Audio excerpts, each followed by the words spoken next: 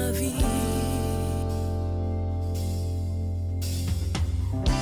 Quand je suis dans la crainte, en toi je me confie. Donne-moi du secours dans la détresse, car le secours de l'homme n'est que vanité. Je m'enfonce dans la boue sans pouvoir me tenir. S'il vous plaît, que chacun prenne note, que les passages bibliques que je vais vous donner, que vous allez les relire, vérifier, pour voir si ce que je suis en train de vous dire est de Dieu ou non. Le livre d'Ézéchiel, le chapitre 8, à partir du verset 1. Je lis la parole du Seigneur, on peut se tenir debout s'il vous plaît. La 6e année, le 5e jour du 6e mois, comme j'étais assis dans ma maison et que les anciens de Juda étaient assis devant moi, la main du Seigneur, de l'Éternel, tomba sur moi. Je regardais et voici, c'était une figure ayant l'aspect d'un homme. Depuis ses reins en bas, c'était du feu. Et depuis ses reins en haut, c'était quelque chose d'éclatant comme les reins polis. Il étendit une main, une forme de main, et me saisit par les cheveux. L'esprit m'enleva entre la terre et le ciel et me transporta dans des visions divines à Jérusalem, à l'entrée de la porte intérieure du côté du septentrion, où était l'idole de la jalousie qui excitait la jalousie de l'Éternel. Et voici, la gloire du Dieu d'Israël était là. La gloire du Dieu d'Israël était là, telle que je l'avais vue en vision dans la vallée. Il me dit, fils de l'homme, lève les yeux du côté du septentrion. Je levai les yeux du côté du septentrion et voici, cette idole de la jalousie était au septentrion de la porte de l'autel, à l'entrée. Et il me dit, au verset 6, fils de l'homme, vois-tu ce qu'ils font? Les grandes abominations que commet ici la maison d'Israël pour que je m'éloigne de mon sanctuaire. Mais tu verras encore d'autres grandes abominations. Alors, il me conduisit à l'entrée du parvis. Je regardais et voici, il y avait un trou dans le mur. Et il me dit, fils de l'homme, perce la muraille. Je perçai la muraille et voici, il y avait une porte. C'est-à-dire, derrière la muraille, il y a une porte.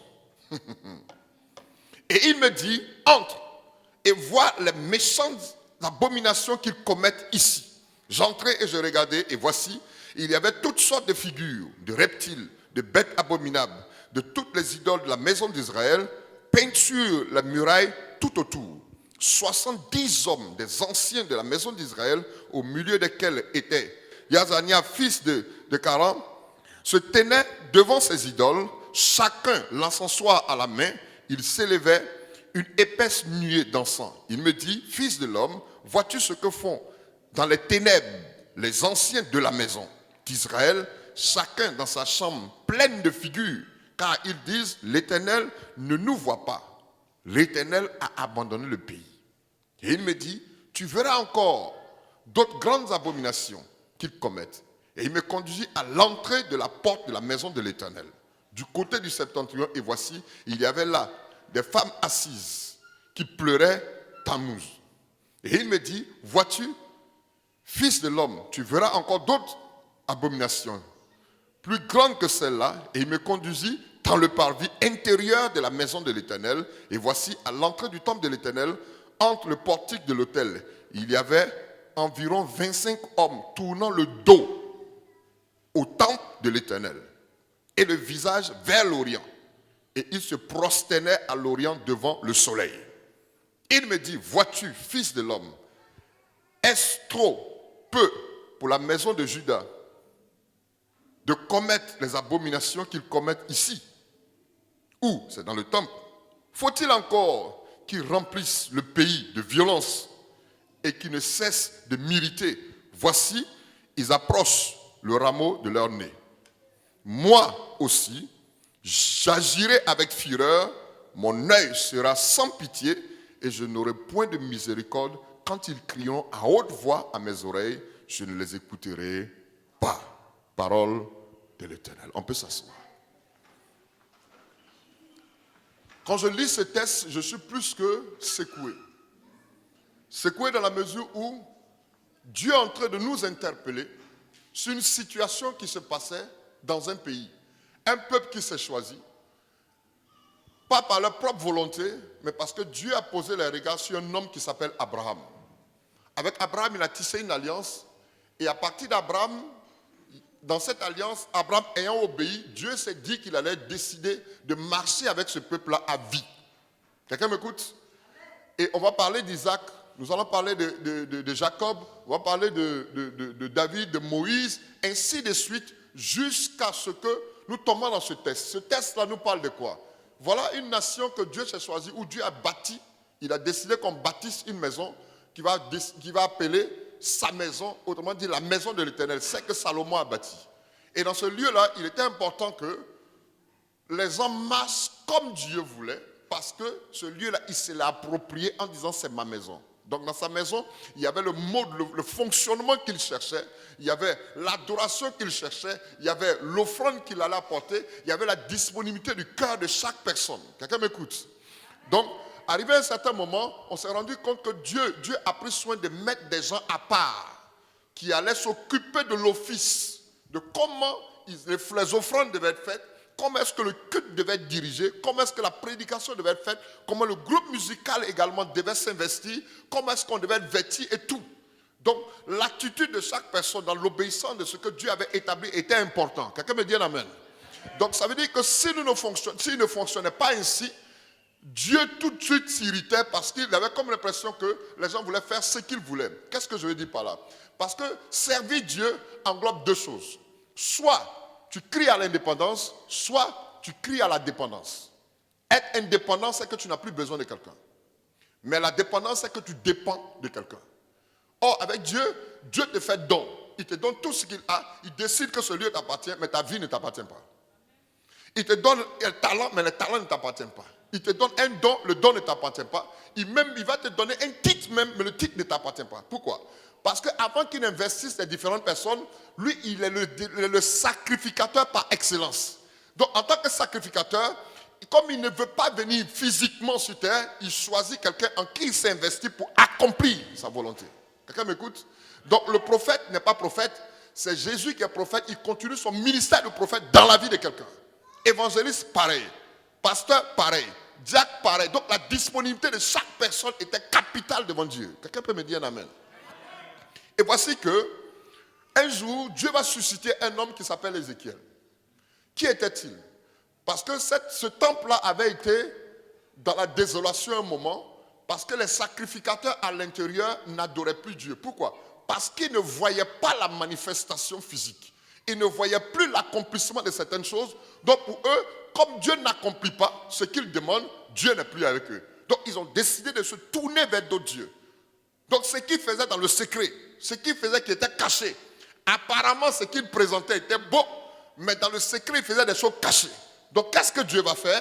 Dieu va susciter un homme qui est intègre, en la personne d'Ézéchiel. Qui était Ézéchiel? Ézéchiel était quelqu'un que Dieu a utilisé, qui l'a amené en captivité. C'était quelqu'un qui avait la disposition du cœur, dans les temps difficiles, avoir les yeux disposés pour dire, pour rappeler aux enfants d'Israël pourquoi est-ce qu'ils étaient amenés en captivité. Qu'est-ce qui se passe? C'est que beaucoup sont partis en captivité en Babylone, et là-bas, dans leur souffrance, les enfants ont commencé à crier à Dieu, pourquoi sommes-nous ici?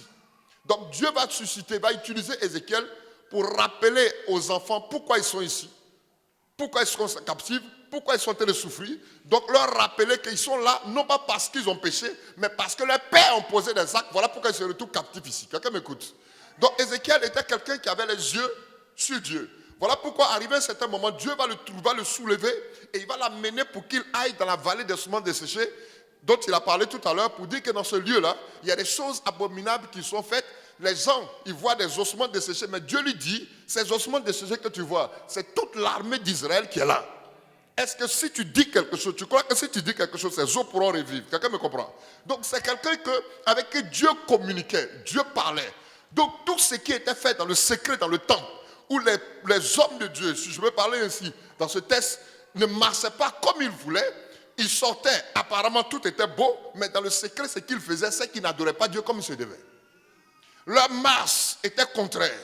On parle des idoles. Et vous remarquez bien que c'est dans différents lieux. On parle du septentrion, on parle de le parvis, on parle de l'entrée de l'hôtel. C'est-à-dire dans différents secteurs, tout ce qu'ils faisaient était contraire. Pourtant, le peuple le voyait. Ils étaient en longue filastère, habillés de façon pieuse, mais ce qu'ils faisaient dans le temple était contraire. Donc Dieu va susciter Ézéchiel, il va le transporter. La Bible dit que Dieu le saisit par les cheveux. Et il le saisit par les cheveux en esprit, il le conduit en un endroit et il le pose dans le temple. Il lui dit, regarde ce qu'ils sont en train de faire ici. Regarde ce qu'ils sont en train de faire d'un tel côté. Regarde ce qu'ils sont en train de faire. Au point où Ézéchiel lui-même était surpris parce qu'il ne pouvait pas voir ces choses-là physiquement parlant. C'est Dieu qui devait le transporter en esprit pour qu'il voie ce qui se passe spirituellement. Arrivé à un certain moment, Dieu va lui dire, tu vois, regarde la muraille, regarde au travers de ce mur-là, il y a une fissure. Regarde, quand il regarde, il ne voit rien. Parce que derrière la fissure, il y a un mur qui casse. Donc Dieu lui dit, casse le mur qui est derrière là. Quand il a cassé le mur, ce qu'il a vu était encore grave.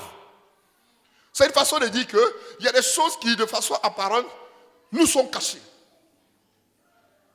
Tu peux voir les choses apparemment quand tu parles que tout est beau. Mais derrière, si tu rentres dans la profondeur de Dieu, il y a des choses qui sont abominables qui se font. Donc le Seigneur va attirer mon attention parce que j'ai commencé à me poser des questions sur certaines choses, pratiquement dans l'église. Ce n'est pas parce que je suis parfait. Je le dis, je suis aussi fautif que tous les pasteurs qui sont en ce moment sur cette terre. Parce que si je dis que je suis pasteur, je suis parfait, je me fais menteur. Je fais Dieu menteur du moins, et la vérité n'est pas en moi. Quelqu'un m'écoute? Donc, je suis en train de pleurer pour nous, pasteurs, et pour vous, fidèles.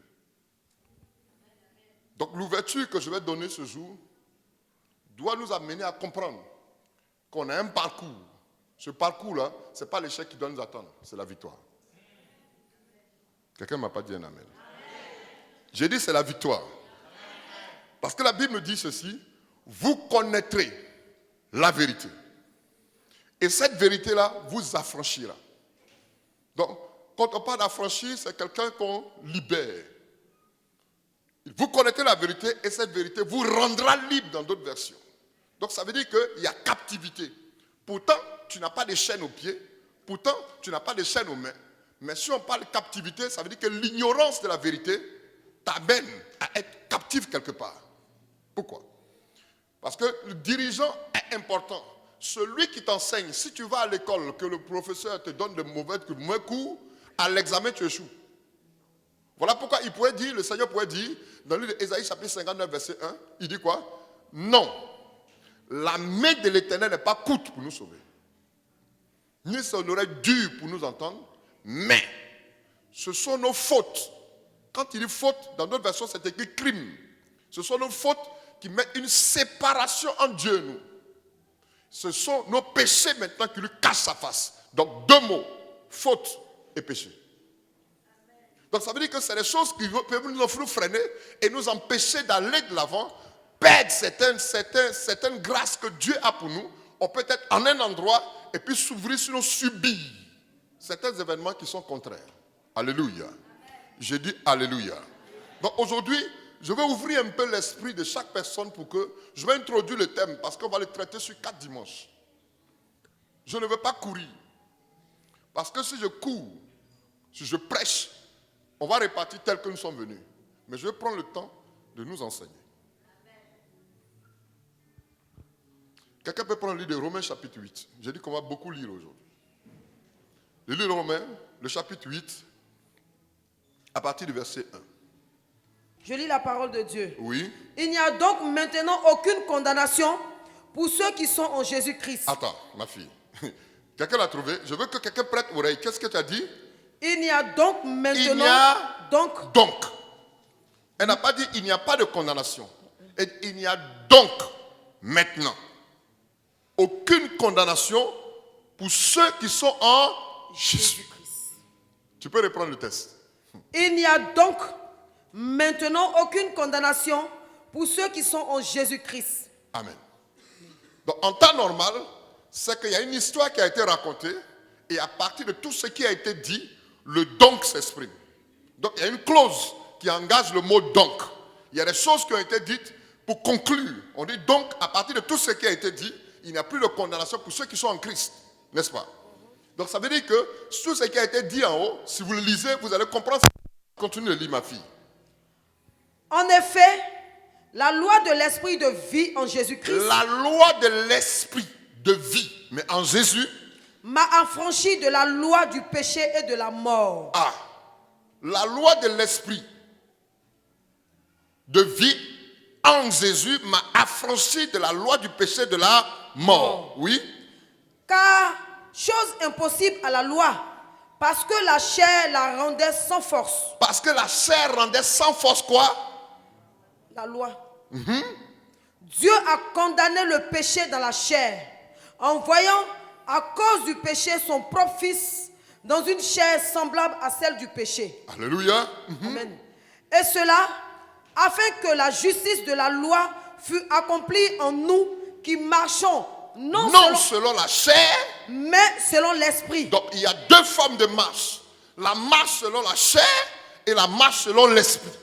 Alléluia. Continue, ma fille. Ceux en effet qui vivent selon la chair. Ceux en effet qui vivent selon la chair s'affectionnent aux choses de la chair. Ils s'affectionnent aux choses de la chair.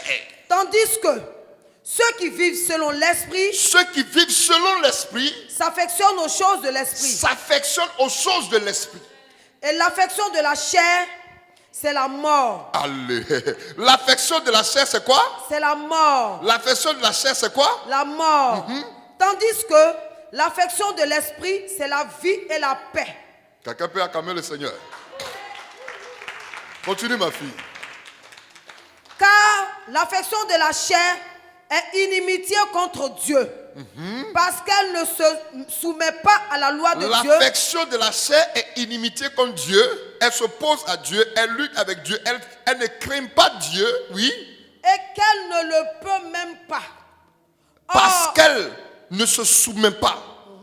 La chose de la chair ne peut pas se soumettre aux choses de l'esprit. Parce que la chair a des désirs. La chair a des passions. Et c'est contraire à celle de l'esprit. Tu ne peux pas dire que tu vis selon la chair et puis accomplir les choses de l'esprit. Ce n'est pas possible. Or, ceux qui vivent selon la chair ne sauraient plaire à Dieu. Ceux qui vivent selon la chair ne sauraient plaire à Dieu. Continue. Pour vous. Maintenant, il précise. L'apôtre Paul a fini de parler. Maintenant, il dit pour vous. Vous qui êtes chrétiens. Vous qui dites appartenir à Jésus. Vous qui avez fait le choix de servir Dieu. Vous qui avez quitté vos lits. Vous qui avez laissé tout ce que vous devez faire aujourd'hui. Vos préoccupations. Vous qui avez dit ce dimanche-là. Je viens dans la présence de Dieu parce que je confesse que ce Dieu-là, je le prie. Il dit pour vous. Vous ne vivez pas selon la chair. Il n'a pas dit vous n'allez pas vivre. Il dit vous ne vivez pas. C'est-à-dire pour lui, en temps normal, votre vie, là, ce n'est pas selon la chair. Mais selon l'esprit. Si du moins. Il précise si conditions. Si quoi du moins? Si du moins l'esprit de Dieu habite en vous. Parce que ça veut dire que si l'esprit de Dieu n'est pas en toi, il y a problème. Oui? Si quelqu'un n'a pas l'esprit de Christ, il ne lui appartient pas. Point, merci ma fille. Si quelqu'un n'a pas l'esprit de Christ, il ne lui appartient pas. On peut calmer les enfants s'il vous plaît. Donc si je comprends bien, il y a problème. Il y a péché. On ne peut pas parler de péché, mais la marche que nous avons, selon la chair, peut s'opposer à celle de l'esprit. Donc la marche, le comportement, l'attitude va engendrer autre chose. Or, qu'est-ce qui crée l'attitude? Qu'est-ce qui amène l'homme à marcher selon la chair? Qu'est-ce qui incite l'homme à marcher selon la chair? Qu'est-ce qui pousse l'homme à marcher selon la chair? Ça peut être l'ignorance, ça peut être une volonté personnelle, un désir, un choix, parce que Dieu a mis en l'homme le libre arbitre, le choix, soit de suivre Dieu ou ne pas le suivre. Et puis ça peut être une captivité, une forme de prison qui est rattachée à un lien. Quelqu'un me comprend? Ok. Donc sur la base de ces choses, je vais parler de 4 points. Ces 4 points-là qui freinent, qui vont nous ouvrir pour que nous rentrons dans nos thèmes. Un des premiers points, il dit quoi? Il n'y a donc plus aucune condamnation pour ceux qui sont en Christ. Comment peut-il parler de condamnation pour ceux qui sont en Christ? Il dit il n'y en a plus. Donc être en Christ là, c'est une chose. Mais vivre selon la chair, vivre selon l'esprit sont deux choses différentes. Mais il y a une qui est conditionnée, qui est rattachée à ceux qui appartiennent à Christ. On va les développer. Je dis les 4 points sont, un des premiers points, c'est les œuvres de la chair. On l'a lu dimanche dernier, dans le livre de Galates chapitre 5, le verset 19 à 21, qui nous dit ceci. Oui ma fille. Le livre de Galates chapitre 5, verset 19 à 5, qui nous dit ceci. Vas-y. Où tu es? Évangélie Pam. Galates chapitre 5. Oui. Le verset 19. Non. Galates chapitre 5. Oui, le verset 19 à 21, oui. Voilà. Les œuvres de la nature humaine. Dans ma version, c'est écrit les œuvres de la chair, oui. Ne sont évidentes. Pardon. Les œuvres de la nature humaine sont évidentes. Ce sont l'adultère, l'immoralité sexuelle, l'impureté, la débauche, l'idolâtrie, la magie, les haines, les querelles, les jalousies, les colères, les rivalités, les divisions, les sectes. Si l'envie, les meurtres, l'ivrognerie, les excès de table et les choses semblables. Les choses qui sont comme ces choses-là, oui. Je vous préviens, comme je l'ai déjà fait, ceux qui ont un tel comportement n'hériteront pas du royaume de Dieu. Attends. Ceux qui ont de tels comportements n'hériteront pas. J'ai un problème avec la parole de Dieu. Si je suis chrétien, ces paroles-là ne doivent pas me concerner. Ça veut dire quelque part que quand il dit ceux qui marchent comme ça n'hériteront pas, ça veut dire qu'il peut perdre cet héritage. Donc on peut perdre le salut. Quelqu'un m'a pas compris.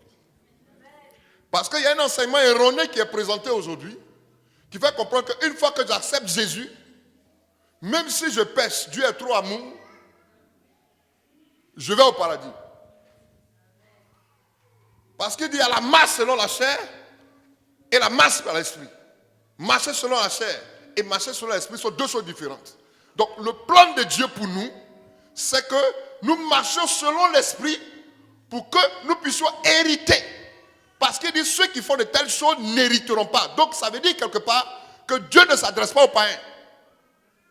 Dans ce texte, Dieu s'adresse aux chrétiens. Parce que eux, ils n'ont pas d'héritage en Christ. Il parle de ceux qui sont détenteurs de cet héritage. Donc le chrétien qui dit, celui qui dit être chrétien et qui marche selon ces choses encore, il perd cet héritage, il n'héritera pas.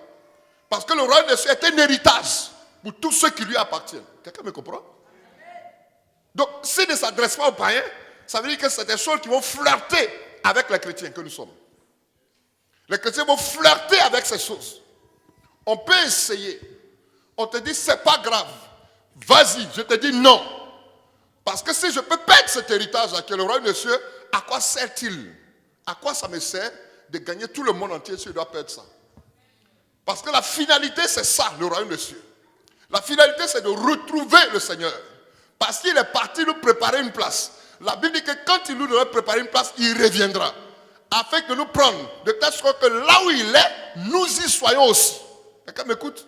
Donc si le plan de Dieu, c'est des choses, je refuse de perdre cet héritage.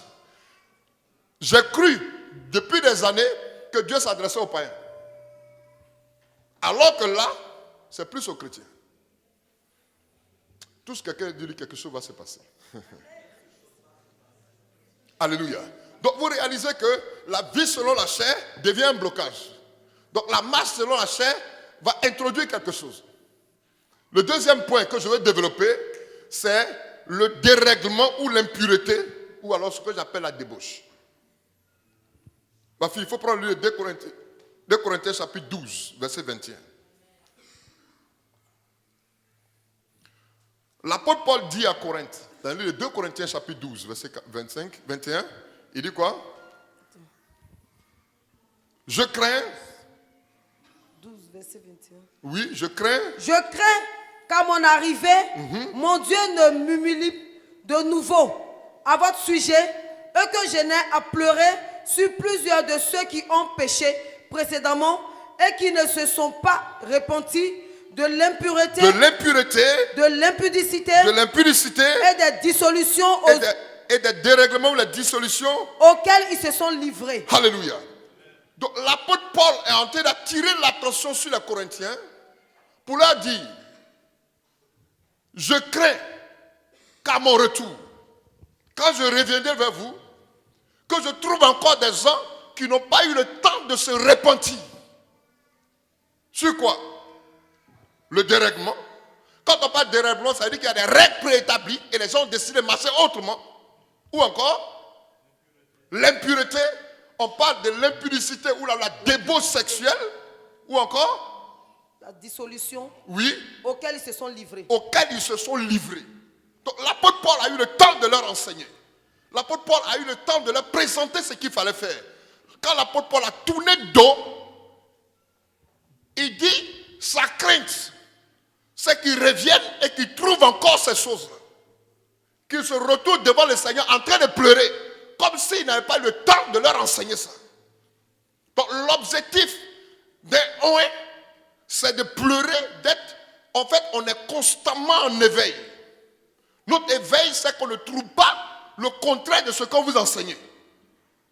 Soit par la rébellion, soit par une décision volontaire qui peut nous détourner des promesses que Dieu a arrêtées. Quelqu'un m'écoute? Le troisième point, c'est les œuvres mortes. Hébreux le chapitre 6, le verset 1 à 8. Parce qu'après ça, on va courir un peu. Le livre d'Hébreux, le chapitre 6, verset 1. Oui. C'est pourquoi, laissant les éléments de la parole de Christ, tendons à ce qui est parfait. Ma fille, il faut reprendre un peu pour qu'ils comprennent. Le livre Hébreux, le chapitre 6, le verset 1. Il dit quoi? C'est pourquoi, laissant les éléments de la parole de Christ, tendons à ce qui est parfait, sans poser de nouveau le fondement du renoncement aux œuvres mortes. Ah!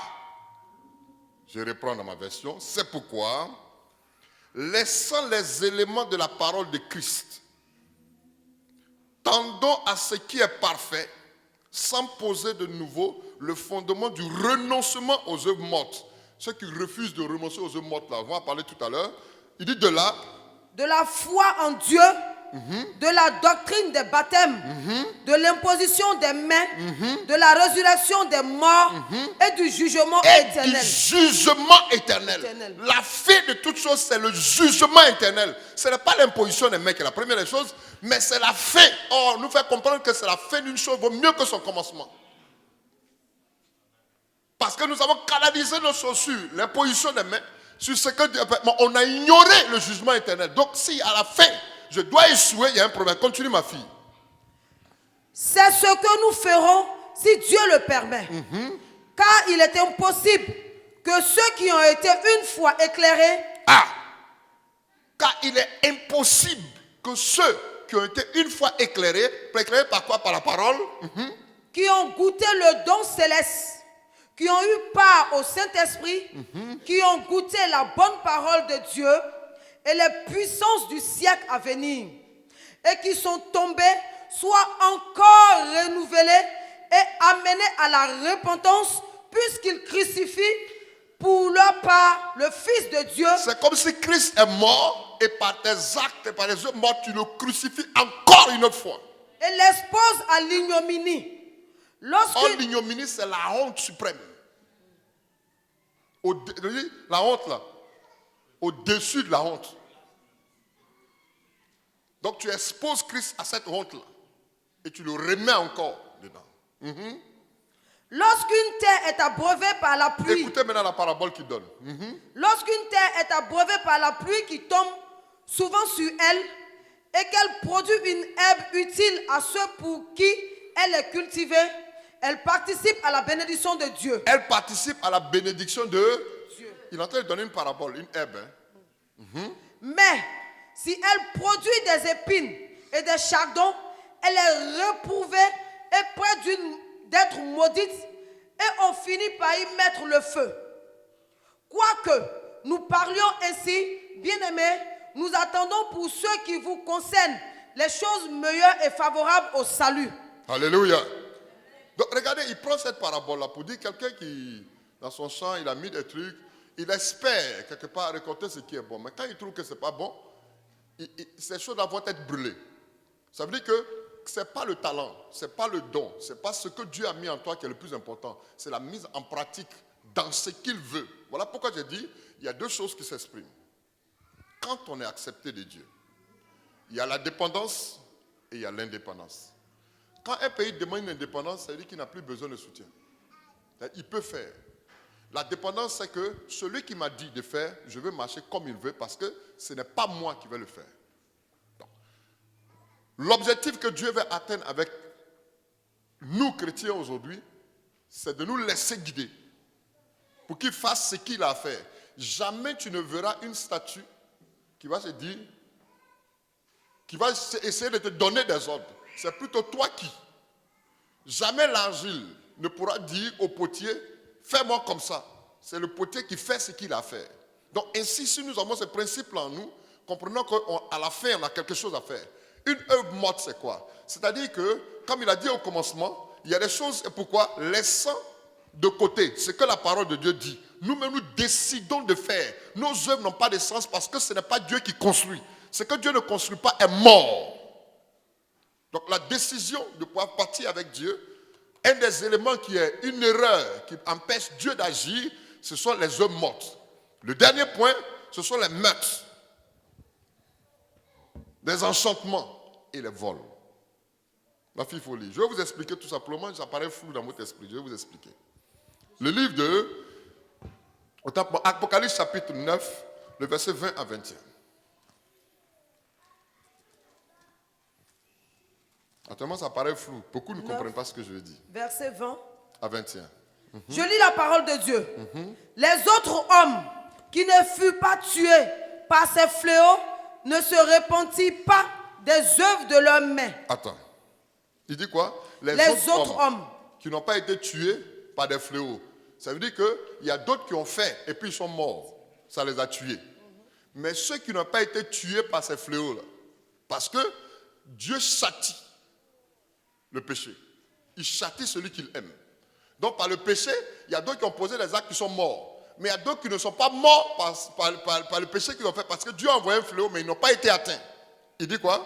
Ne se repentirent pas des œuvres de leurs mains. Ils ne se sont pas repentis des œuvres de leurs mains. De manière à ne point adorer les démons et les idoles d'or.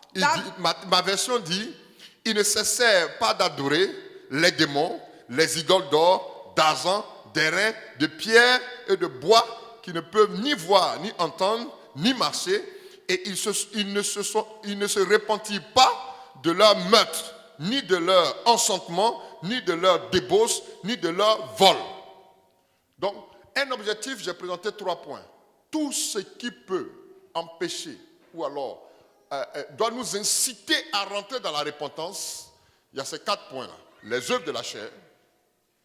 Deuxième point, le dérèglement, l'impureté et la débauche. Troisième point, les œuvres mortes. Quatrième point, les meurtres, les enchantements et les vols.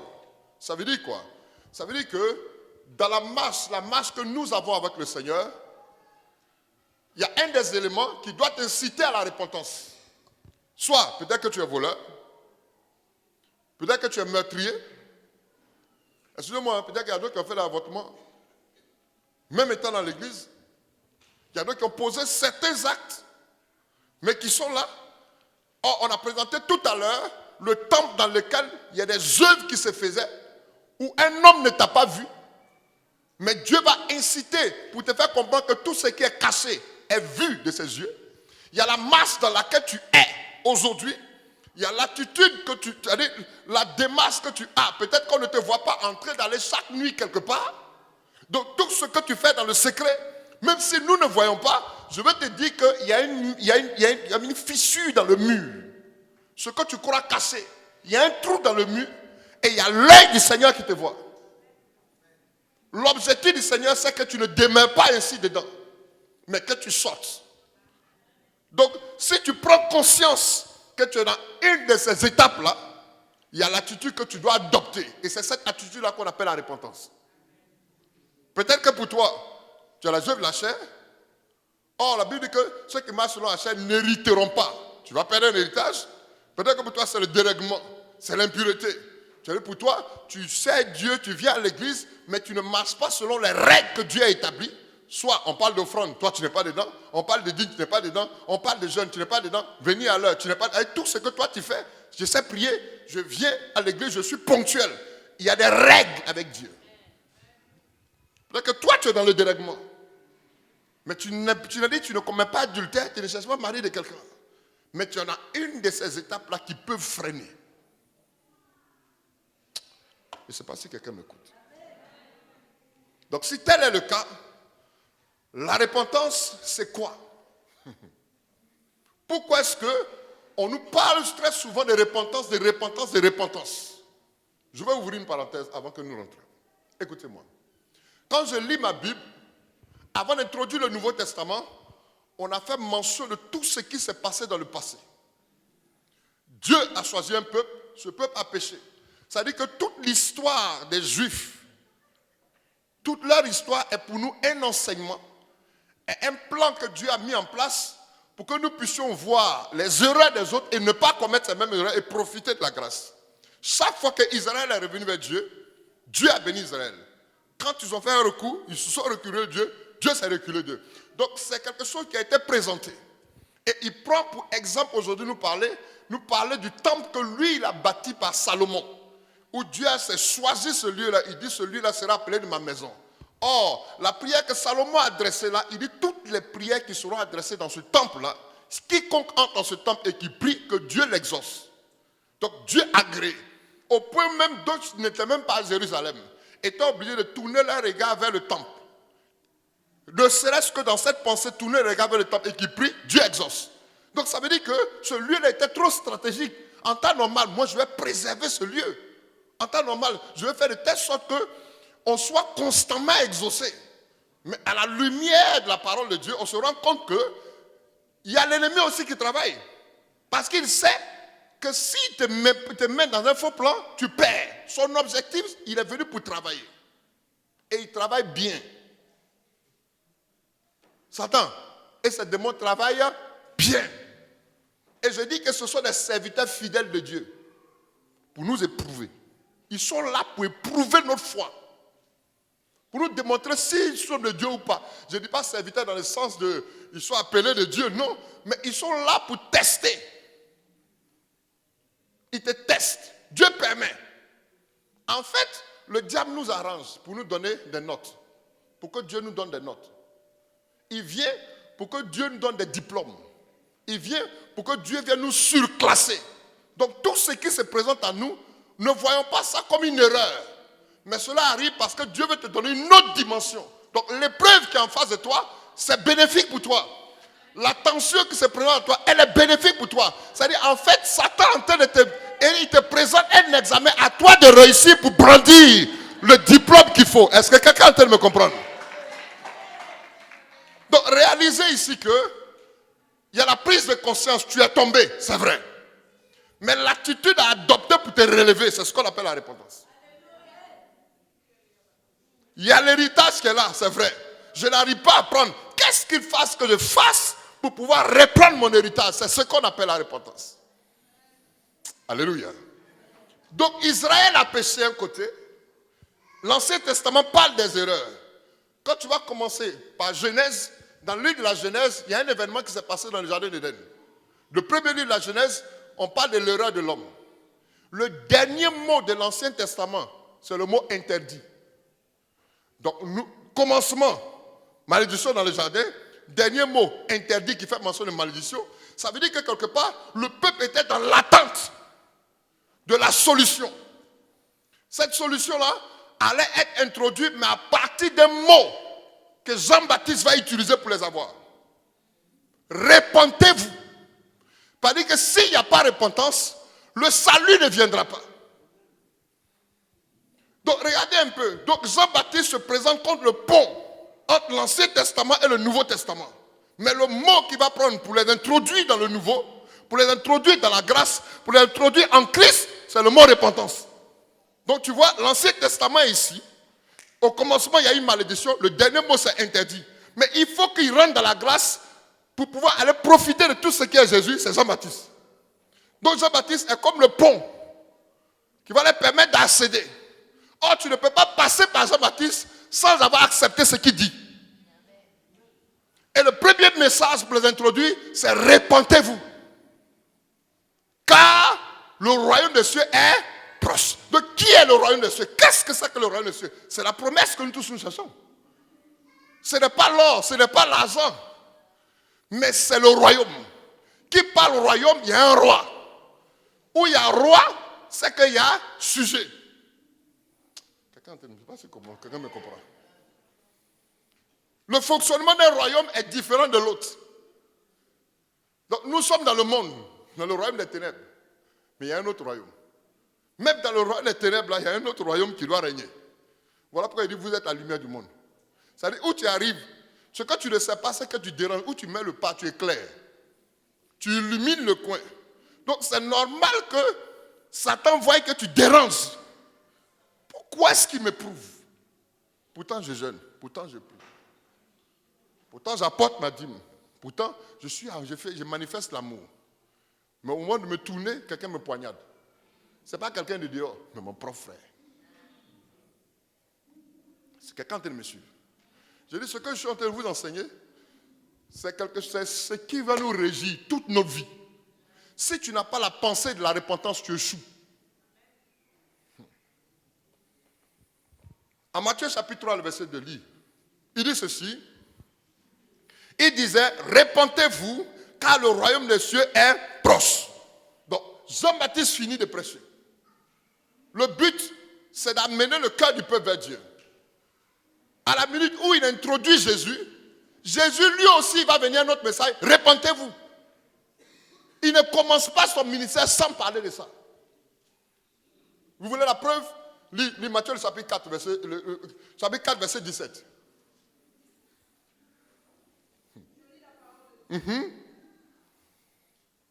Dès ce moment, Jésus commença à prêcher et à dire, repentez-vous. Il a commencé à prêcher.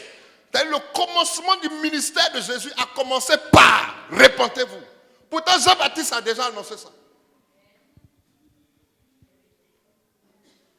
Le but de Jean-Baptiste, c'était pour amener le peuple à comprendre qu'il y a un sauveur. Le peuple à comprendre qu'ils ont un besoin, le besoin d'un sauveur. Mais là, le sauveur lui-même est là, et puis il dit encore, repentez-vous. Donc, je me rends compte que la repentance est celle dont nous avons besoin, c'est celle qui doit être prêchée aujourd'hui dans nos églises. Ça doit être le socle de notre ministère, de nos différentes églises. Rendre riche ne donne pas forcément le salut. Rendre riche, c'est un besoin terrestre. Ça ne donne pas le ciel. Se marier, c'est un besoin terrestre. Au ciel, on ne se marie pas. Donc, il y a des choses qu'on doit chercher. Voilà pourquoi le Seigneur pouvait venir dire, cherchez premièrement le royaume et la justice de Dieu. Et maintenant, tout ce que tu cherches, ça va être donné. Amen. Or, nous faisons l'inverse. C'est l'inverse qu'on nous présente aujourd'hui dans nos différentes communautés. Cherchons l'argent. Cherchons le travail. Cherchons ceci. Ce sont des besoins, c'est vrai. C'est normal. Mais ce n'est pas ce qui doit nous animer premièrement. Sinon, on échoue. Alléluia. Dès que Jésus finit, la Bible dit, Jésus-Christ envoya ses disciples dans le cours de son ministère, dans le livre de Marc chapitre 6, verset 12, il dit, il partit et il prêchait eux aussi la repentance. Jean-Baptiste a fait, Jésus a fait. Pendant il envoie ses disciples, les gens partent eux aussi, ils prêchent la repentance. Mais après eux, tu vas voir qu'il y a une succession. Christ a pleuré même sur une ville, sur des villes. Et dit, sur Chorazin, sur... Comment? Christ a pleuré sur des villes, espérant que quelque chose se passe. Comme ils ne se sont pas repentis, on parle de Chorazin, on nous parle également de comment on les appelle là même? De Sidon, de Bethsaïda, toutes ces villes-là. Il dit que s'il y a d'autres villes qui avaient entendu, ou alors qui avaient vu les miracles qui se sont passés chez vous, elles se seraient repenties. Mais comme le jugement va venir, vous serez jugés plus durement que ceux qui n'avaient pas vécu ce miracle. Et si tel est le cas, il y a des choses que nous avons vécues. On a expérimenté Dieu à un haut niveau. Dieu t'a permis de voir sa gloire. Au moment où tu es couché, tu vois des choses extraordinaires, tu te lèves. Tu as vu des miracles se produire devant tous tes yeux. Tu as vu des paralytiques se lever. Pas que toi-même tu aies fait, tes yeux ont vu. Ça veut dire qu'il y a un témoignage palpable de celui qui est Dieu avec toi. Mais comme tu n'as pas su comment marcher avec lui, il dit le jugement quand ça va venir. Sodome et Gomorrhe même sera mieux que toi. C'est-à-dire que le païen même est mieux que toi. Donc je réalise aujourd'hui que l'église est dans l'erreur. Et cette erreur, on doit la réparer. Quelqu'un ne m'a pas dit un amen. Alléluia. Donc l'objectif du Seigneur, c'est qu'on revienne comme le fils prodigue est revenu. Le fils prodigue a tourné. Il allait dépenser tout ce que son père. Il dit, papa, quand un enfant vient te voir, pendant que tu es en train de vivre, il dit, donne-moi ma part d'héritage. La personne veut te tuer. Héritage, on ne prend pas quand tu es vivant. Il veut te tuer avant le temps. Et c'est ce que le fils prodigue a fait. Il est venu voir son papa. Donne-moi ma part d'héritage. Et il sent que peut-être tu vas mourir bientôt. Non, pour moi. Si il m'en fait là, avant qu'il revienne, les gens vont nous passer. Vous comprenez? On lui donne sa part d'héritage et il part. Il allait tout dépenser. Et il s'est rendu compte qu'il a commencé il a voulu manger la nourriture des porcs. Et il est rentré en lui-même. Il dit, mais même si je n'ai rien, je suis rien, je préfère retourner encore chez mon père. Si je dois être, excusez-moi, serviteur, j'ai perdu ma place de fils héritier, je préfère encore retourner là-bas. Parce que là-bas même, on ne mange pas ça. Mais quand le père l'a vu à distance, le père n'a même plus considéré la tunique sale. Mais il a vu un fils qui revenait. Donc l'attitude qu'il a adoptée, c'est de ça qu'on va parler tout à l'heure, la repentance. Le père ne l'a pas rejeté. Il ne lui a pas dit, tu as dépensé tout. Ainsi tu as eu des dons. Dieu même t'a béni, t'a donné l'argent. Dieu même t'a béni, t'a donné un homme. Dieu t'a béni, t'a donné des enfants. Dieu t'a béni, t'a donné un travail. Tu es parti tout dilapider parce que depuis que tu as eu, Dieu est dehors. Mais tu t'es rendu compte que quand tu rentres en toi-même, tant que tu ne rentres pas en toi-même et prends la décision de revenir vers Dieu, donc tu vois, il y a un travail d'abord, rentrer en soi-même, donner dos à ce qu'on a vu, et puis revenir vers l'héritage. C'est trois éléments qu'on va partager tout à l'heure. Donc l'objectif du Seigneur, c'est que tu ne restes pas tel que tu es. Oh my God. Je gis sur ce message. Le cinquième point, ma fille, il faut le lire. Le livre de Luc, chapitre 24, verset 47. Après sa résurrection. Luc, chapitre 24, verset 47, s'il te plaît. Dieu. Et que la repentance et le pardon des péchés seraient prêchés en son nom à toutes les nations, à commencer par Jérusalem. Donc lui, il a fini. Donc regardez, Jean-Baptiste prend, Jésus prend. Pendant que Jésus est, Jésus transmet à ses disciples, pendant qu'il est vivant. Il pleure sur Jérusalem parce qu'ils ne se sont pas remplis. Il va pleurer sur certaines villes parce qu'il a réalisé qu'ils ne sont pas dans les normes. Le même Jésus, après qu'il ressuscite, lui encore, il va dire maintenant, allez prêcher la repentance. Par tout le monde, mais il faut que ça commence par Jérusalem.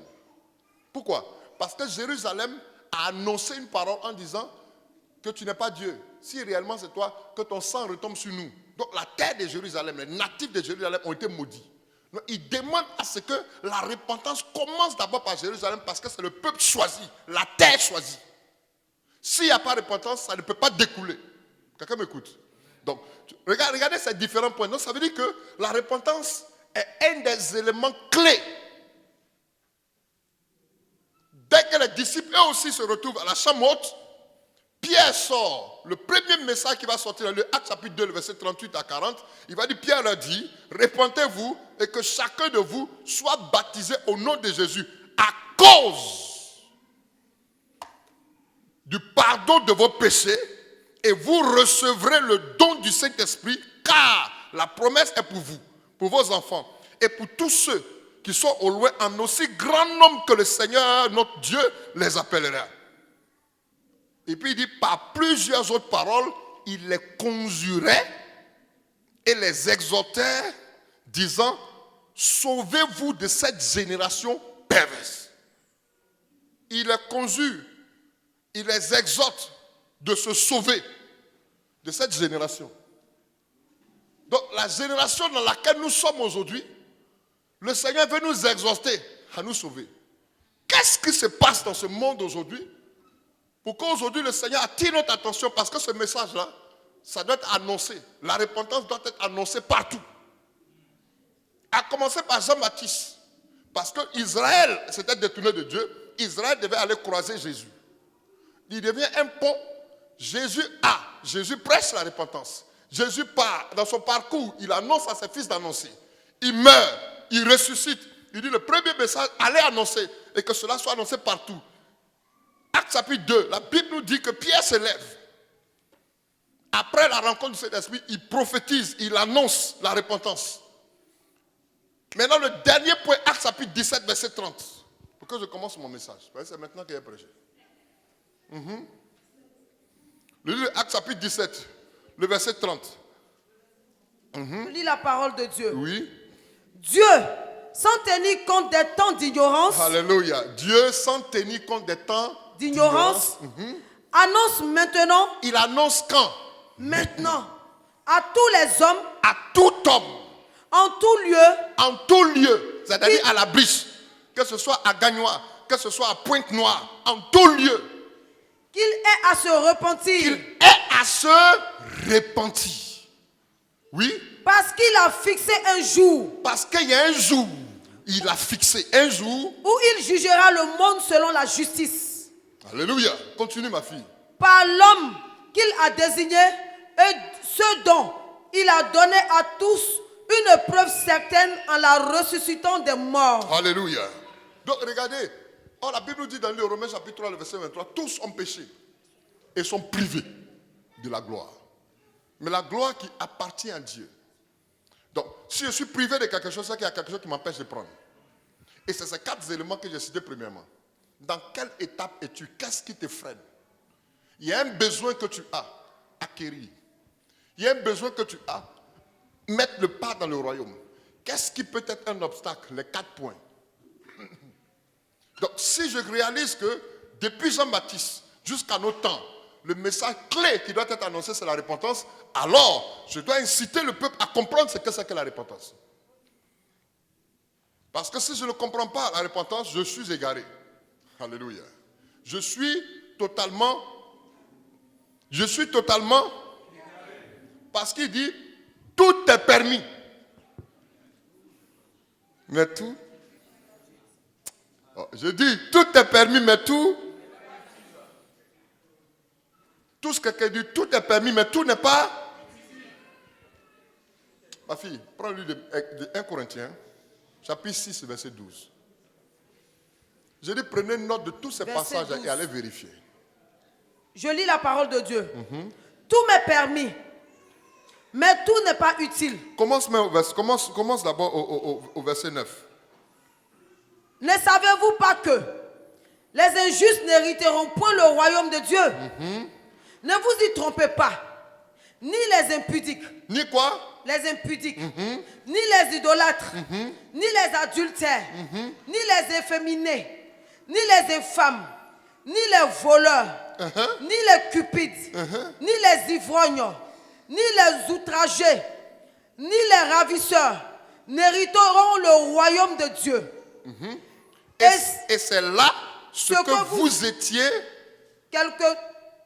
quelques-uns de vous, mais vous avez été lavés, mais vous avez été sanctifiés, mais vous avez été justifiés au nom du Seigneur Jésus-Christ et par l'Esprit de notre Dieu. Maintenant il dit, Tout m'est permis, tout m'est permis, mais tout n'est pas utile. mais tout n'est pas.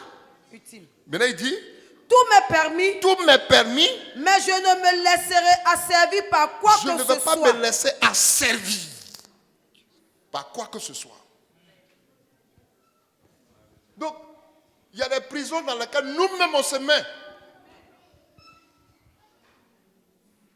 C'est ça la forme de compromission dans laquelle nous rentrons. On dit non, la réalité de la France c'est ça. C'est pas ça. Il n'y a pas un évangile pour l'Afrique et un évangile pour la France. Dieu ne change pas. Dieu est Dieu. Sa parole ne change pas. Ou elle vit, ou elle est morte. Alléluia. Quelqu'un est en train de m'écouter? Est-ce que quelqu'un est en train de prêter attention? Donc quand il dit, tout m'est permis, tout est permis, mais ma fille, mais tout n'est pas, oui, Tout m'est permis, mais je ne me laisserai je asservir ne par, vais pas me laisser. asservir par quoi que ce soit. Donc tout ne dépend pas de Dieu. Ça dépend de toi. On a trop mis Dieu, on a amené Dieu à rentrer dans nos compromissions. Dieu lui-même va comprendre. Il ne comprend pas. Il ne peut pas comprendre que tu puisses dire que tu portes son nom et que tu fasses ça. Ce n'est pas normal. Non, s'il ne croit pas, il n'a pas payé mon loyer. Dieu lui-même, il comprend. Il ne comprend pas. Le jour où il arrive, là, c'est l'enfer. Il n'y a pas de demi-mesure. Je te dis aujourd'hui, hein, tu es dans un truc comme ça. Pile face. Le jour là, toi-même, tu vas monter le mauvais côté. On pense qu'on peut doubler Dieu. La chose qui est cachée, Madame Mboli, la chose qui est cachée derrière le mur, on a vu le trou. Le trou est là, on regarde le trou, on ne voit pas. Parce qu'il y a un mur derrière. Il y a un trou ici, non? En temps normal, si le trou est percé, il doit voir. Mais ils ont mis un mur derrière. Mais le Seigneur lui casse le mur là. Puis tu vas voir ce qu'ils sont en train de faire là. Je veux que quelqu'un réalise aujourd'hui qu'il n'y a rien qui est caché aux yeux de Dieu. Rien. Ce que tu vis caché. Si moi je ne le vois pas, sache qu'un jour tu vas passer en jugement. Ce jour-là, je t'aurais dit ce qu'il faut dire. Je n'ai pas, ton sang ne va pas retomber sur moi. Ce n'est pas possible. Mais le problème, c'est que je vais me trouver dans l'attitude de l'apôtre Paul. Ma crainte, c'est de revenir un jour. Est-ce que quand le Seigneur viendra, il va le trouver la position dans laquelle il veut? C'est toute mon inquiétude.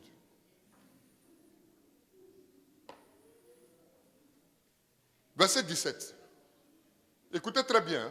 Hein? Mais celui qui s'attache au Seigneur, Non, avant verset 16.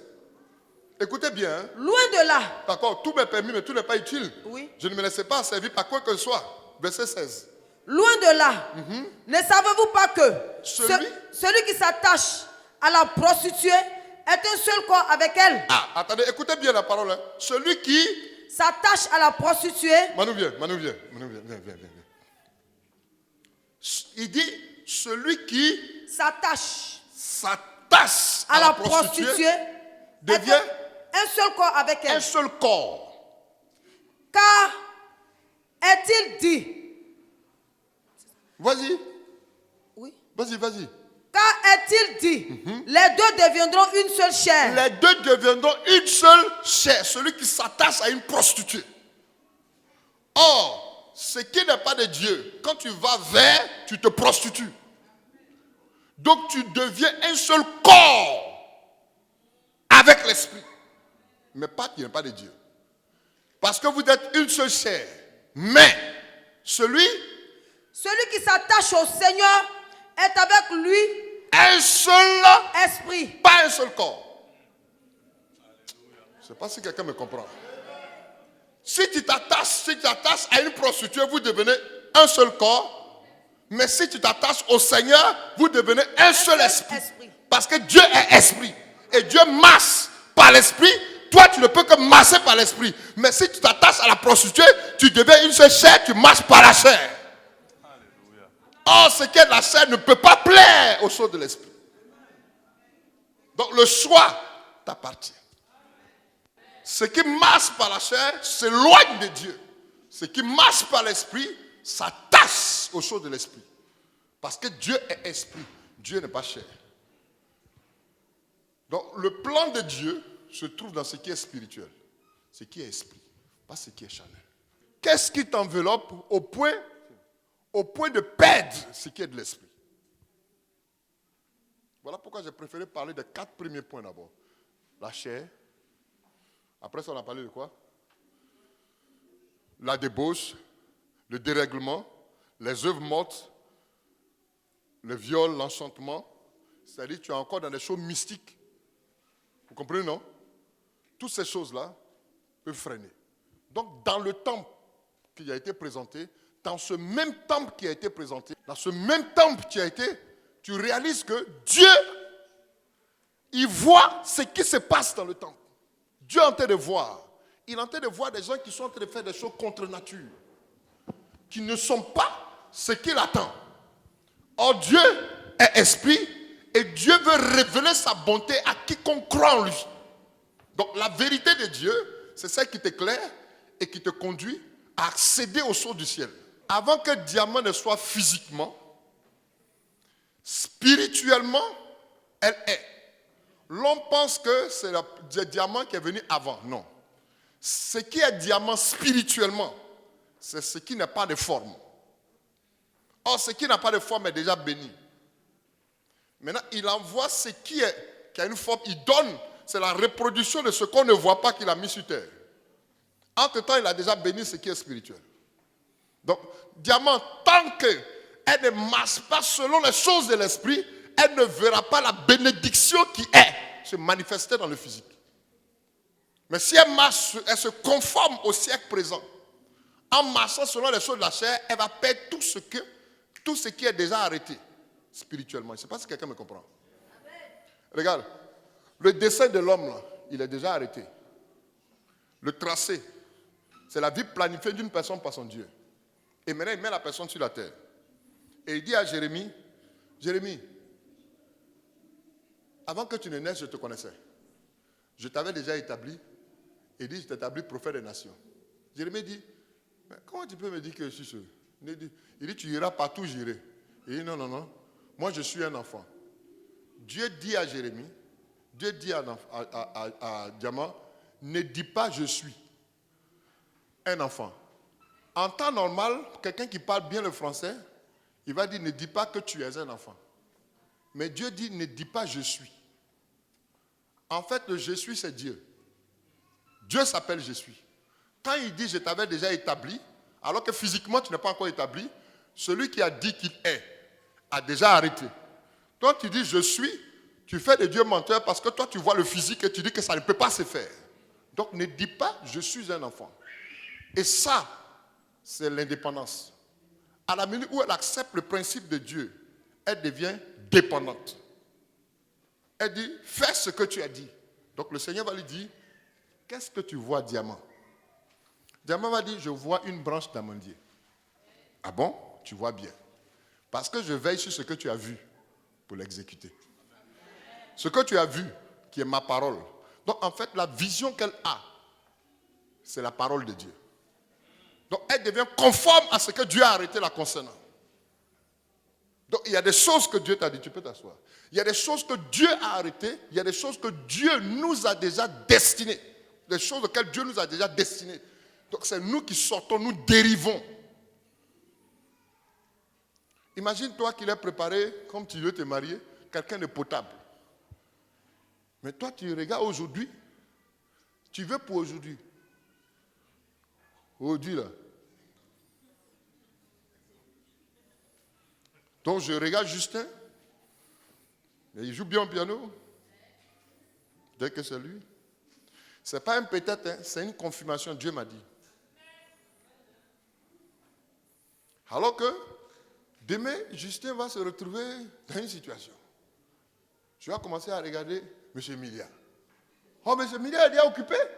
Tu vois, donc tu commences à tourner les regards là où il ne faut pas. Pourquoi? Parce que la chair a primé. Mais quand tu commences à fonctionner, tu ne t'attaches plus à la prostituée, tu ne t'attaches plus aux choses du monde. tu ne deviens pas une seule chair avec le monde, mais tu marches par l'esprit parce que Dieu est esprit, alors tu deviens un esprit. En fait, tu es un esprit vivant sur la terre. Or, ce qui est esprit ne vit plus selon la chair. Elle ne regarde plus comme les autres voient. Un esprit, quand il vient, il a déjà vu, il voit déjà ce qui se passe spirituellement. Le sorcier qui vient t'attaquer, il n'attaque pas ta chair. Il attaque ce qui est esprit. Ce qui est caché, c'est ce qu'il attaque. Donc toi, tu marches dans la chair. En fait, tu es en train de combattre avec quelqu'un qui est invisible. Tu comprends, non?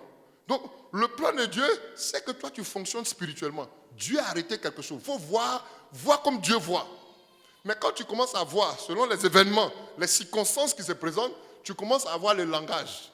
Oh, Dieu dit, dans le cœur de l'homme, il y a plusieurs projets. Les projets changent en fonction des situations. En fonction des épreuves qui sont en face, je change de projet.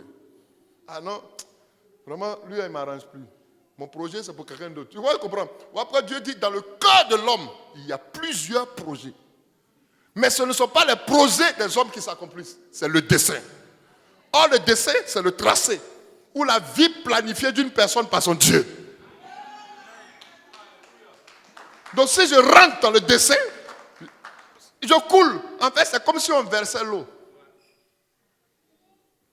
Quelqu'un est en train de me comprendre? Dans le cœur de l'homme, il y a plusieurs projets. Quelqu'un t'a choqué aujourd'hui, ton projet change. C'est pas comment quelqu'un me comprend. Oh, Dieu dit aime. Donc, ton projet, en fonction de ce que Dieu a dit, change. Oh, Dieu dit d'aimer. Comment Dieu peut me demander d'aimer puis il me choque? Mais pourtant, il me dit d'aimer. Mais si je change de décision, c'est que j'ai un autre projet. Mon projet fonctionne en fonction... Non, en fait, ce qui m'arrange. Alors qu'avec Dieu, ce n'est pas ce qui t'arrange. Dieu crée des chocs pour que tu aies un diplôme.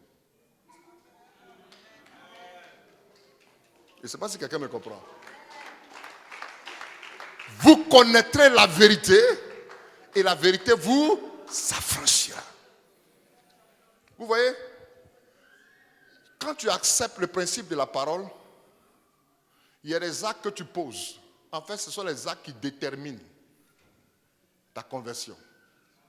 Or, la conversion ne peut pas se faire sans qu'on commence d'abord par la prise de conscience. Je bénis Dieu pour ce frère. Mon frère, que Dieu te bénisse. Vous savez, quand on s'est croisés, on a parlé, on s'est salué, il est venu au culte, on a fini le culte, il est parti. On a fini le message dimanche dernier. En fait, il y a un changement qui s'est produit. Personne n'est venu dire, il faut faire ça, il faut faire ça. C'est la prise de conscience, l'amour qu'il a pour son Dieu, qui l'a amené à poser un acte. Et l'acte, là, lui seul sait. Pour ceux qui ont les yeux ont su. Mais il est béni, pourquoi? Parce qu'il a accepté que la parole l'affranchisse. Que quelqu'un d'autre, il allait lutter. Non, c'est comme ça. Non, c'est le mode de vie. Non, c'est comme ça ici. Mais il s'est dit une chose. Si je crois en ce Dieu-là, la parole qui a été annoncée, c'est elle qui va m'affranchir. Ce n'est pas le jugement dernier, là. Ce n'est pas le pasteur qui a venu me manager pour moi. Quelqu'un me comprend? Donc, voilà pourquoi je bénis Dieu pour sa vie. Donc, je souhaite dire ça aussi à ton endroit un jour. Donc, amène-moi à dire.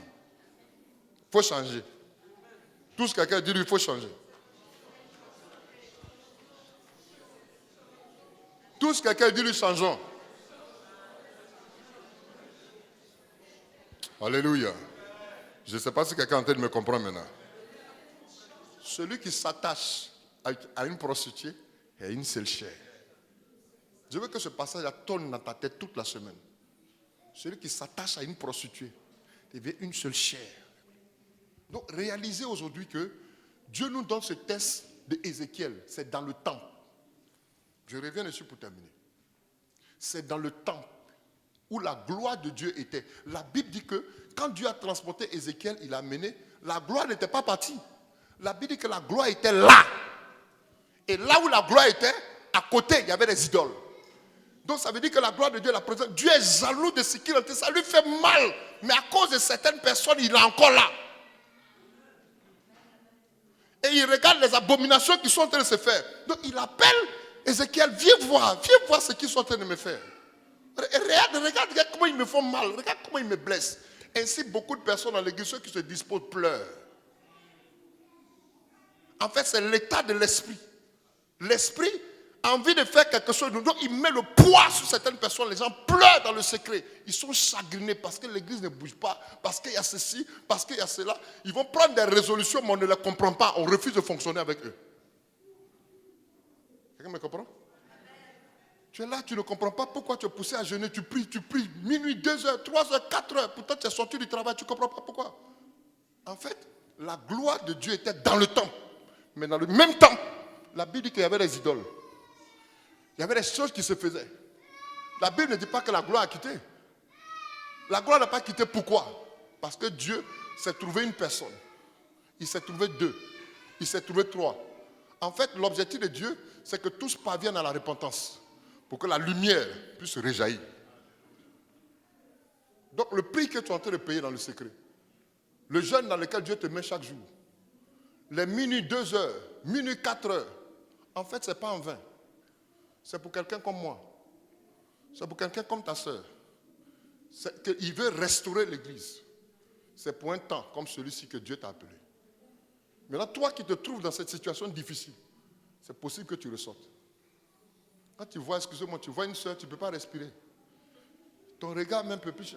Tu es troublé. Mon ami, il faut changer ton regard, marie-toi. Quelqu'un me comprend? Toucher les hommes là, il faut dire qu'il faut te marier. Laisse-nous un peu. Donc, je suis en train de présenter les choses de telle sorte que tu comprennes. On a parlé de voleurs. Peut-être que toi, tu ne fais pas ça, mais tu voles mal. Voler là, ce n'est pas forcément voler l'argent. Mais tu voles Dieu. Tu n'apportes pas ta dîme, tu voles. Il faut que tu te dises la vérité, tu voles Dieu. On dit, on va faire quelque chose pour quelqu'un, tu promets, tu ne fais pas. C'est-à-dire, tu as déclaré certaines choses à l'endroit de quelqu'un, tu ne le fais pas. Qu'est-ce qu'on appelle vol? C'est prendre ce qui ne t'appartient pas. Tu comprends? C'est prendre ce qui ne t'appartient pas. C'est ça, voler. À l'insu de la personne. Oh, Dieu te voit. Il te voit bien. Tout ce que quelqu'un dit, il te voit bien. Donc, quand vous allez relire, voyez les 4 points, vous allez vous retrouver dans un. Et si tu te retrouves dedans, l'objectif du Seigneur, c'est que tu reviennes. Voilà pourquoi j'ai dit, j'ai préféré présenter d'abord tous les volets avant de commencer à expliquer maintenant la repentance. Donc la repentance, on va parler de ça dimanche prochain. Quelle attitude adopter? Qu'est-ce que c'est que la repentance? Et puis, qu'est-ce qu'il faut faire pour sortir de là? Parce que si tu ne comprends pas, tu ne sais pas dans quoi tu es, tu ne peux pas te repentir. Tu peux comprendre et puis ne pas savoir ce que c'est que la repentance. La repentance pour toi, Seigneur, pardonne-moi, parce qu'il a menti. Amen. Ça, là, on fait ça nous tous toujours. Alléluia, Seigneur, pardonne. Toi, tu sais que c'est trop Dieu. Tes larmes coulent et puis tu dis, oh, ça, comme mes larmes ont coulé, Dieu m'a exaucé. Je ne sais pas si vous comprenez. Donc, en fait, on pense que Dieu est dans nos émotions. Quand tu vas comprendre ce que c'est que la repentance, puis que tu t'es retrouvé, tu as vu ce que tu as fait, c'est que tu as blessé Dieu. Ok. Qu'est-ce qu'il doit faire pour revenir à lui? Une fois que j'ai compris le processus de la repentance, tu vas voir que la manière dont tu pries d'habitude va changer. Alléluia. Je dis alléluia. Que Dieu nous bénisse. Que Dieu nous bénisse. Que Dieu nous bénisse. Que Dieu nous bénisse. Que Dieu nous bénisse. Que Dieu nous bénisse. Que Dieu nous bénisse. Que Dieu nous bénisse. Que Dieu nous bénisse. Je dis que Dieu nous bénisse. Je dis que Dieu nous bénisse. Je dis que Dieu te bénisse. Je suis en train d'annoncer que Dieu te bénisse.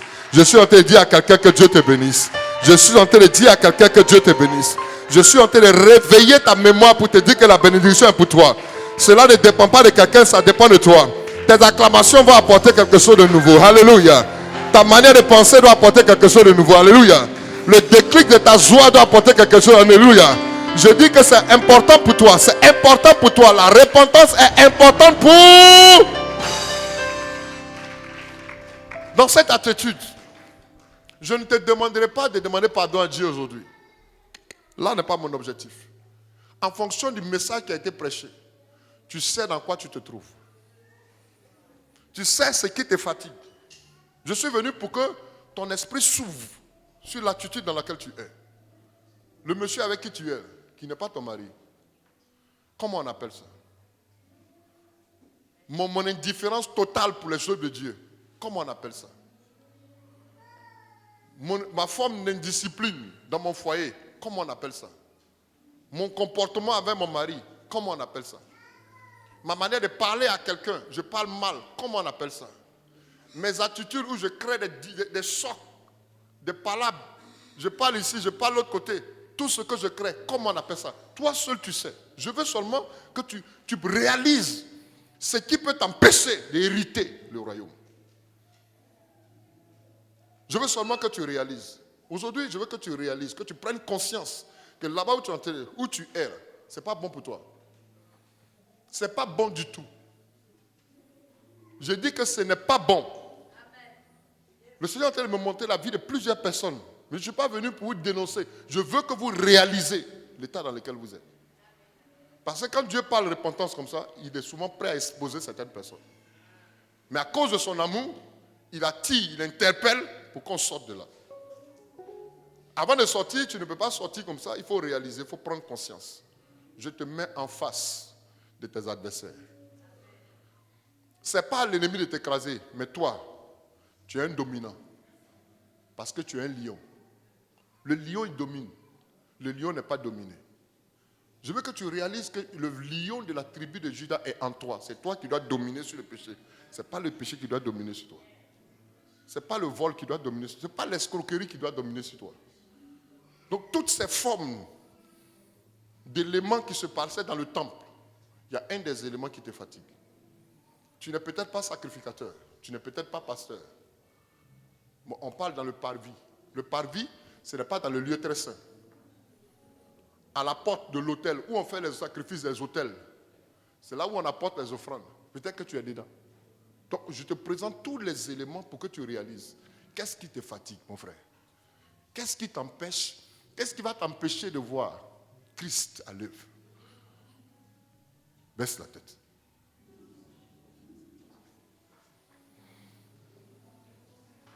Et je vais te donner 1 minute pour que tu penses. 1 minute pour que tu penses à l'état dans lequel tu es.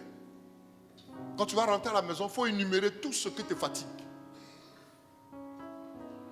Pour Dieu, je n'ai pas le temps. Ok. Pour Dieu, j'ai promis, je ne donne pas. Ok. Mon accoutrement, ok. Mon mensonge, ok. C'est-à-dire tout ce qui te fatigue, tu es le seul. Tu es en face de ta destinée. Le tracé est là, ta destinée est là. Tu peux changer de projet aujourd'hui. Le projet qui va te mener à la mort peut t'amener à te ramener dans le dessein de Dieu. Prions le Seigneur. Parle à Dieu, parle à Dieu, parle à Dieu maintenant. Dis à Dieu que tu es fatigué. Dis à Dieu que tu es fatigué. Ce qui te fatigue, c'est ça. Tu as envie de sortir de là. Dis à Dieu, je suis fatigué. Je sais que si tu me fais sortir, je vais avoir beaucoup de choses. Mais regarde ça, ça me fatigue. Je suis un sujet de scandale pour beaucoup de personnes. Seigneur, j'implore ta grâce. Parle à Dieu, parle à Dieu, parle à Dieu. Oh, mountain to sound and the breathing. The double yoshindana mountain to world spirit to sound and the breathing. Oui, prie mon frère, prie mon frère, prie mon frère, prie mon frère, prie ma soeur. Prie mon frère, prie ma soeur, prie ma soeur, prie ma soeur, prie, prie, prie, prie.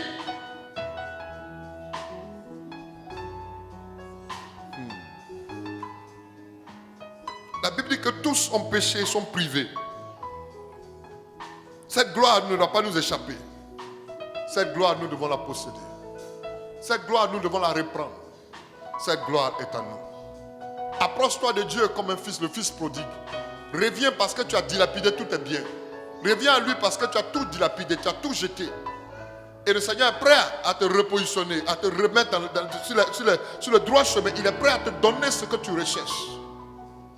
Qui est ton Dieu aujourd'hui? Est-ce ton mari? Tes enfants? Ton pasteur?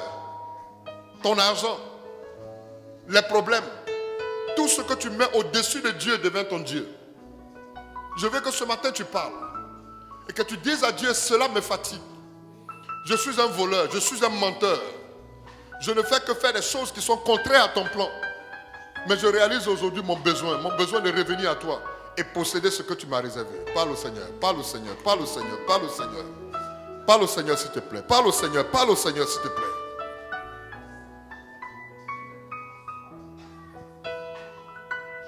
Oh, Maudun de Lose. Le découragement m'a emporté. La jalousie a pris une place. Oh, Dieu dit, je suis jaloux de toi. Il a une jalousie qui l'amène à revenir vers toi. Parce qu'il réalise qu'il est en train de te perdre. Il te perd parce que tu es en train de te vautrer dans les choses qui ne l'ont pas. Ton Dieu est à ta recherche. Ton Dieu est à ta recherche. Oui, mon frère, prie. Prie le Seigneur. Parle au Seigneur, s'il te plaît.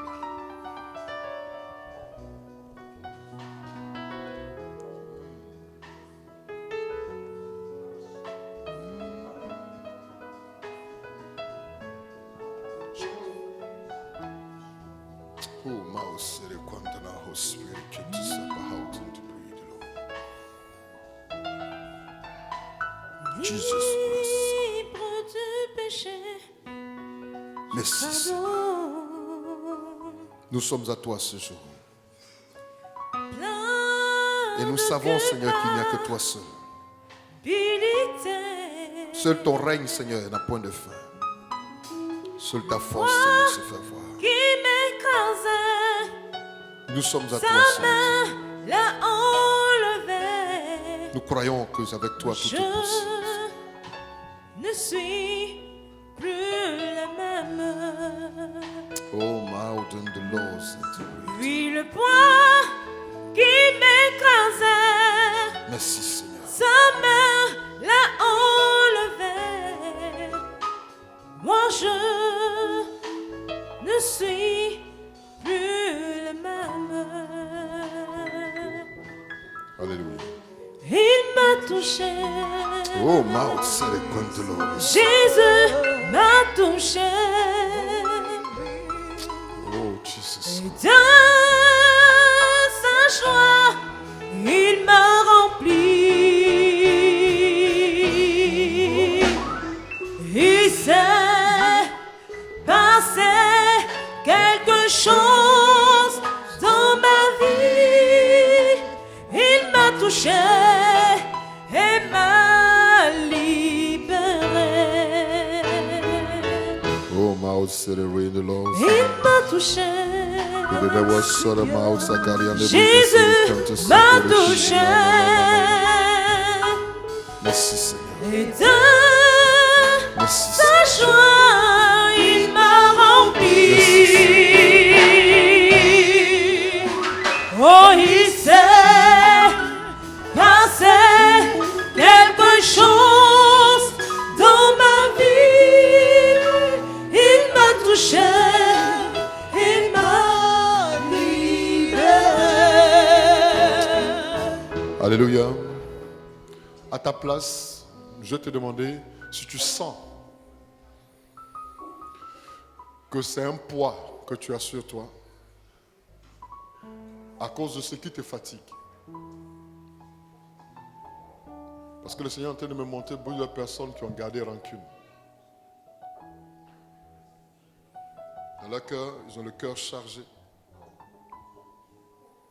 Et ils ont besoin de sortir. Ils ont besoin d'être libérés.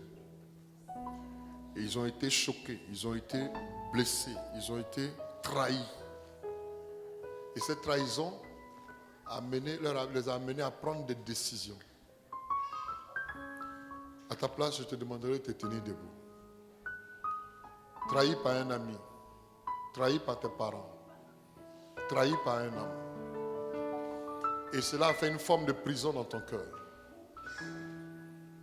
Trahi par quelqu'un de proche, au point où la désolation a pris ton cœur.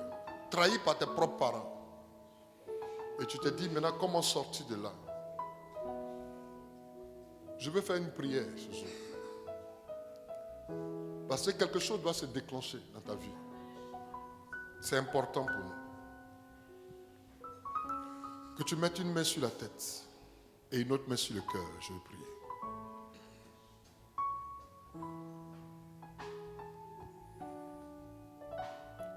Cette porte qui est ouverte, cette fenêtre qui est ouverte au ciel, n'a rien à voir avec la porte, la fenêtre terrestre. Ton serviteur a pu dire que quelque chose allait se produire le lendemain. Celui qui tenait, celui-ci qui le roi s'appuyait a pu dire, même si pareille chose arrive. Tu lui as dit, même si pareille chose arrive, après son opposition, tu le verras, mais tu ne toucheras pas. Seigneur, que tout nuage ténébreux, tout ce qui est ténébreux, qui a pu envahir le cœur, comme tu as pu le dire, que tu te tiens à la porte de nos cœurs. Le cœur est pris. Comment peut-il l'ouvrir? Ce jour, je prie, mon Dieu, que par la puissance de ton esprit, cette volonté d'ouvrir cette porte, afin que tu aies accès, cette volonté, cette remise en question, qu'est la puissance du pardon. C'est à la croix que tu as accepté, mon Dieu, de pardonner l'humanité. Et le pardon est une clé. Avant qu'il ne s'approche de toi, tu as dit, pardonne-nous nos offenses comme nous pardonnons aussi à nous, à ceux qui nous ont offensés. Avant que tu ne nous pardonnes, avant que tu ne pardonnes nos offenses, nous avons besoin aussi de pardonner. Je te prie pour chaque cœur qui a été blessé. Chaque cœur où l'ennemi s'est installé. Que la prison de la colère, la prison de la haine, la prison, Seigneur, dans laquelle ils sont, où l'ennemi s'est installé, j'appelle ta puissance, Seigneur. Que tout trône, tout esprit qui avait pris place, tout ce qui a été alimenté par l'ennemi, par les esprits humains de sorcellerie, tout impact négatif qui t'est installé dans ce cœur, j'appelle la puissance de Dieu, la puissance du pardon. Ce qui a été annoncé à la croix, Père, pardonne-leur, car ils ne savent pas ce qu'ils font. Seigneur, que ce langage soit l'expression de leur cœur ce jour, vis-à-vis de leurs bourreaux, vis-à-vis de tous ceux, Seigneur mon Dieu, qui agissent contrairement, en opposition avec ce qu'ils ont manifesté, qui est l'amour. Je veux ôter cet esprit et déclarer son échec, et déclarer que ses plans et tout ce qu'il a mis en place s'écroule à partir de ce jour. Au nom de Jésus-Christ de Nazareth, et que l'onction qui brise le joug viens casser tout joug étranger dans ce corps. Que la capacité, Seigneur, de se libérer leur soit donnée. Merci, Seigneur. Merci, mon Dieu. Merci, Seigneur. Il y a quelqu'un qui, pendant que je suis en train de prier sans le besoin d'appeler, quand tu sortiras d'ici, la personne à qui tu dois parler est loin de toi. Elle est très loin de toi. Elle n'est pas sur la terre de la France. C'est une femme. C'est un homme qui doit appeler une femme. Tu dois appeler quelqu'un. Le Seigneur me dit, pose cet acte. Il y a une porte qui t'est fermée. Le Seigneur me dit, quand tu poseras cet acte, il t'ouvrira cette porte. Ta bénédiction est conditionnée par cet acte. Fais-le, fais-le. Tu es un homme, je te demande de le faire. Je te demande de le faire. J'ai dit que ta bénédiction est conditionnée. Oh, Jesus Christ. Il y a une femme qui a été blessée, qui a été vraiment trahie par un homme. Le Seigneur me dit, quand tu rentreras dans la présence ce soir, demande à Dieu d'enlever cette haine. Parce que tu attends le titre de ce jour, c'est freiné par ça. Il va te l'accorder. Mais lâche, laisse tomber. Un ami t'a trahi, laisse tomber. Quel que soit ce que vous avez subi, le Seigneur me dit de vous dire de laisser tomber. Parce que tout à l'heure, la semaine prochaine, nous allons partir dans la présence de Dieu. Si ton cœur est fermé, Dieu ne fera rien. Donc cette semaine, préparons nos cœurs pour rencontrer Dieu. Que Dieu nous bénisse. Que Dieu nous bénisse.